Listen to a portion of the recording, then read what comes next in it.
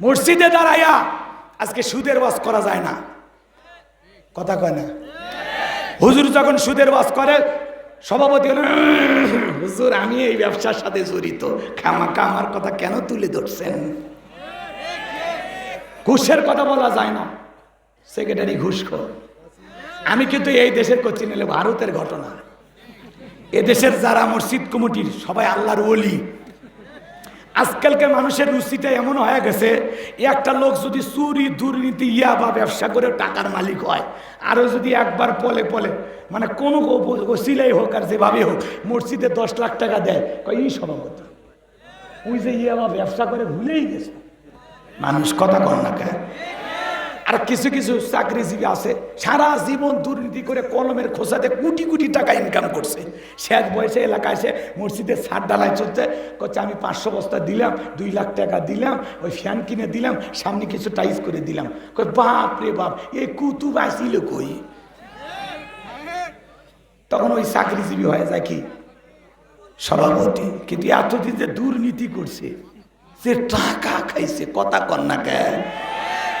এখনো শীত কথা যদি কই পিঠের ওপর দেওয়া যাবি মই, এই আনন্দে কিছু লোক কিনে খাবে বগুড়ার স্পেশাল দই।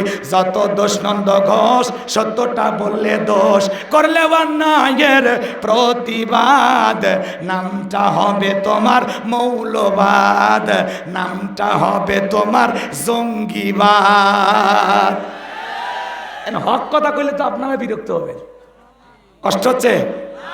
আচ্ছা, ভাঙ্গা গলায় যে কথা বলতেছি খারাপ লাগে? দোয়া করব, আর কিছুক্ষণ চলবে। কারা কারা চলবে 2 হাত তুলে একটা তাকবীর দেন, একটা তাকবীর দেন। লিল্লাহি তাকবীর, লিল্লাহি তাকবীর। আত্মান আল্লাহ কবুল করুন।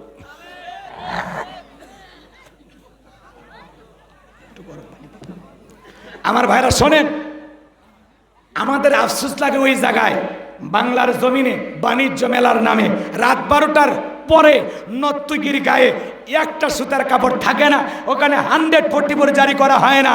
যারা বাংলার জমিনে কিছু কিছু জায়গায় আলেমদের তাফসির মাহফিল বন্ধ করে দেয়, আমার বিশ্বাস ওদের জন্ম মুসলমানের রক্ত দিয়ে হতে পারে না। কোরআনের কথা বন্ধ করে দেয়, এটা মুসলমান, কথা কয় না? কোরআনের সাথে তোমার কি সম্পর্ক, কি সমস্যা? বক্তার নাম শুনলে কাঁপে ওঠে, কি সমস্যা? বলে দেন, বিষয় দেন, যে হুজুর এই বিষয়ে কথা বলা লাগবে, দেন বিষয় ধরায় দেন। কোন বিষয়ে কোন গুতা মারা লাগবে জানা আছে আমাদের। তুমি অকাম বদকাম করবে আর বলা যাবে না। না, ওদের এক চোর ধরছে, দেখছেন না, সিদ্দিক চোরের মতো চোর বাড়ি ধরে দড়িতে বাঁধতে রাখছে, হাসে ওই নেত্রকোনায় না, হুজুর দেখছে 71 টিভিতে ভিডিওটা ভাইরাল হয়ে গেছে। ওই চোরক দড়িতে বাঁধতে রাখছেন, হাসে। মানুষ জিজ্ঞাসা করে চুরি করতে, হাসে। ওই যে সিদ্দিক চোর আসছিল আমাদের গাইবান্ধা রংপুরের, আমার ভুল হয়ে গেছে, আমাকে মাফ করে দেন, কথা কয় না খায়। তে সিদ্দিকের দ্বিতীয় ভাই, কথা কন না খায়, দড়িতে লোকজন বান্ধা রাখছে, ওই ফেল ফেল করে হাসে। মানুষ কাই ফাগলা হাসিস কেন, চুরি করলি কেন? ও হাসে, ও হাসে। এরা কি করবেন? আজকে মূলা চোর, কলা চোর, মোবাইল চোর, এদের বিচার হয়। কিন্তু যারা কলমের খোঁজাতে কোটি কোটি টাকা চুরি করে, দেশের টাকা বিদেশে পাচার করে, বিদেশের সুইস ব্যাংকে টাকা জমা করে, নেতা আগে আসলো লাখপতি, এখন সে হাজার হাজার কোটি টাকার মালিক। কি টাকা জিবরাইল দিছে, এত টাকা ভালো কই, কথা বল না কেন? ওই জন্য বললেই তো দোষ। দেশের বাজে 12টা, ওদের হয় ভুরি মোটা, দেশের বাজে 12টা, ওদের হয় ভুরি মোটা। এ দেশের ওরাই নেতা, এ দেশের ওরাই হোতা, সত্য কথা নাই বলিবার। চারিদিকে দেখি শুধু অন্ধকার, চারিদিকে দেখি শুধু অন্ধকার, নেই কোনো আশা, বন্ধ মুখের ভাষা, চারিদিকে দেখি শুধু অন্ধকার। আমার ভাইয়ের আজকে এ ধরনের সাধারণ চোরদেরকে ধরে আমরা গাছের সাথে বান্ধা রাখি, ছেলে চোর আনন্দে হাসে, বলে আমি কি এমন চুরি করতে আসছে, আমার এই যে বাধায় বান্ধিস। ও মনের আনন্দে হাসে, আর বলে আমি সামান্য চুরি করতে আসছি। আমারে যে কাদায় বাঁধে রাখছে, এদেশে যারা এইভাবে দুর্নীতি করে ওদেরকে যদি এভাবে বাঁধত, এদেশের আরো উপকার হইতো। কথা বল না কেন? আচ্ছা, আমরা কারো নাম নিছি? নাম নেওয়ার দরকার আছে? মার হবি, সাউন্ড হবি না। ভাসুরের নাম আমরা জানি, মুখে আনবো না, সমস্যা আছে? চলেন সামনের দিকে যাইবা জানবো আমার।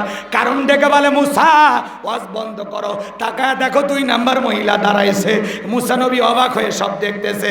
এইবার সবটা ডেকে বলে কারণ বৈশা পড়ো, আমি যেহেতু দাঁড়িয়েছি বলার জন্য আমাকেই বলতে দাও। এইবার সবটা ডেকে বলে ও জনগণ শোনো দিয়া মন, আমি জীবনে কোনোদিন মুসা নবীকে দেখি নাই, মুসা নবীর আলোচনা শুনি নাই। আজকে মুসা নবীর আলোচনা শোনার পর আমার পাশার হৃদয় গইলা গেছে। আমি সিদ্ধান্ত নিয়েছি আর খারাপ কাজ করব না, অশ্লীল কাজ করব না। আমি তওবা করে ঈমান গ্রহণ করব। আলেমদের ওয়াজের মাধ্যমে বেনামাজি নামাজি হয়ে যায়, সুদখোর ঘুষখোর ভালো হয়ে যায়, চোর ডাকাত ভালো হয়ে যায়। কথা কোন ঠিক কিনা? দাড়ি কাটা যুবকটা দাড়ি রাখে, আলেমদের ওয়াজের মাধ্যমে বেপর্দা সোলা মা বোনেরা পর্দা করে। কথা কি বোঝেন? ভালো করে বোঝার চেষ্টা করবেন ভাজান। এইবার শব্দটাকে বলে এ কারণ কেন লাফালাফি করে আপনারা জানেন। গতকাল রাত্রিতে কারণ আমার বাড়িতে গিয়েছিল, আমার 1 বস্তা টাকা দিয়েছে, আর 1 বস্তা টাকা সাক্ষী দেওয়ার পরে দেবে, বিনিময়ে আমাকে এই কথা বলতে হবে মুসা নবী দিনের বেলা ওয়াজ করে আর রাতের বেলায় আমি শব্দার সাথে রাত কাটাই। কিন্তু আপনাদেরকে সাক্ষী রেখে বলতেছি মুসা নবীর চরিত্র ফুলের চাইতে পবিত্র। ওই কারণ হলো আমি শব্দার নিয়মিত ভক্ত। ওয়ামাকারু ওয়ামাকারাল্লাহ আল্লাহু খায়রুল মাকিরিন।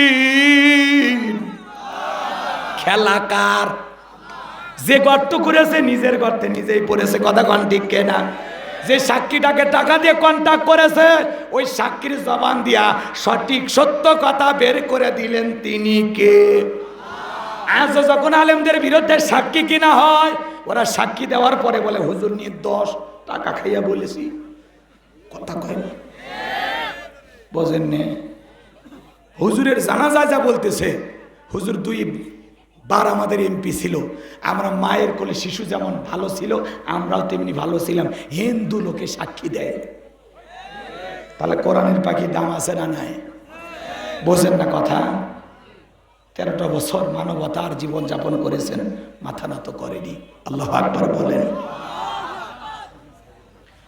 কথাগুলো হৃদয় দিয়ে বুঝবেন, হৃদয় দিয়ে বুঝবেন, দিল দিয়ে কথাগুলো ধারণ করবেন। আজকে কত নায়ক বিয়ে করে কাবির নামা লাগে না, নায়িকে বিয়ে করে কাবির নামা লাগে না। হুজুর বৈধ বউ নিয়ে হোটেলে যায়, কয় হুজুর আপনার কাবির নামা কই? এ কথা কন, তোর দাদার কাবির নামা ছিল, তোর দাদার। কথা কন না কে? হুজুরদের নরম পাইছেন, যা খুশি তাই বলতেছেন। এই দিন না, আরো দিন আছে। দুনিয়ার জীবন শেষ না, পরকাল নামের আরেকটা জীবন আছে। কোনো না কোনো ভাবে দুনিয়ার জীবন শেষ হবে, কিন্তু ওই জীবন তো শেষ হবে না। কথা কন না কে আমার ভাইয়েরা? এজন্য মিথ্যা তহমত, মিথ্যা অপবাদ দিয়ে কোনো লাভ হবে? হুজুরেদের বউ বেশি হয়, কথা কন, হুজুরের বউ বেশি হয়, কিন্তু কোন হুজুর অবৈধ কোনো সম্পর্ক করে না, এটা মাথায় রাখবেন। হুজুরদের বউ বেশি, বাচ্চা কাচ্চা বেশি, এত পদ্ধতি হুজুরেরা মানে না। কথা কন না কেন? আর আপনারা তো পরিবার পরিকল্পনায় ব্যস্ত, কোন ট্যাবলেটে টেনশন মুক্ত। বেশি খাওয়াইতে খাওয়াইতে বাপ ডাকার আর চলি হয় না। এ কথা কন না কেন? আর হুজুর বিয়ে করছে 11 মাসে 1 বাচ্চা হয়ে গেছে। কথা কয় না কেন? রাগ করছেন আপনারা? করেন, সমস্যা নাই। এই দেশের এমন মানুষ আছে অবৈধ হাজারো অপরাধ করে, কিন্তু আলেমেরা অবৈধ কোনো সম্পর্ক করে না, তারা বৈধ হালাল পদ্ধতিতে জীবন যাপন করে। এদেশে এদিক খেয়াল করেন, অধিকাংশ নবী রাসূলদের একাধিক স্ত্রী ছিল। আল্লাহু আকবার বলবেন না? কথা কন নাকি আপনারা? তাহলে একাধিক স্ত্রী থাকা ভালো না খারাপ? ভালো। আমার মা বোনের আবার রাগ করবে, শোনেন, একাধিক স্ত্রী হলে হবে না, আপনার ইনসাফ কায়েম করার মতো আপনার ভিতরে সেই রকম পরিবেশ পরিস্থিতি থাকবে। কথা কন না কে? মিশে হলে খামাকা ঝামেলা যায় না, একটা নিয়েই ভালো থাকেন। আর এ দেশে একাধিক বিবাহ করা খুব কঠিন, মানুষ মানে না, কথা কয় না। যে মানুষ 2-3টা বিয়ে করে ওর কথা শুনে কয় মানুষ খারাপ, চরিত্রহীন। কিন্তু আসলে যে ওই আসলে চরিত্রবান এটার বোঝে না, কথা কয় না কে। সে তো নিজের চরিত্রটাকে কন্ট্রোল করার জন্য বিয়ে করছে, কথা কন না কে আপনারা। তাহলে ওরে চরিত্রহীন বলতেছেন? যারা পতিতালয়ে যায়, 7 স্টার 5 স্টার হোটেলে যায়, মাসে মাসে বিভিন্ন হোটেলে যায়, রাত কাটায়, ওরা কি বৈধটা নিয়ে সমালোচনা করেন, কথা কন না কেন। আল্লাহ যেন আমাদের হেদায়েত দান করেন। কেউ যদি বিয়ে করে, বুড়ো বয়সে হোক আর চ্যাংরা বয়সে হোক, বিয়ে যদি করে আর সমালোচনা করবেন না, করলে আপনি গুনাহগার হবেন। কারণ বিয়েটা হলো বৈধ পদ্ধতি, হালাল পদ্ধতি, কথা কন ঠিক কিনা। আপনি সমালোচনা করেন কেন? ওর শক্তি আছে, করছে বিয়ে, আপনার সমস্যা কি? আপনি দুর্বলে একটা নিয়ে থাকেন, কথা কয় না। খালি বিয়ে করলে হবে না, শারীরিক শক্তি থাকা লাগবে, টাকার শক্তি থাকা লাগবে, কথা কয় না কেন। আমার এলাকায় 1 লোক 4টে বিয়ে করে 4 বউ কি গার্মেন্টসে পাঠাইছে। ওরা মাসে মাসে বেতন তোলে, চাচাক বিকাশ করে পাঠায়, আর চাচা বলে টাকা দিয়ে জুমে খেলে। এইরকম বিয়ে করলে হবে না।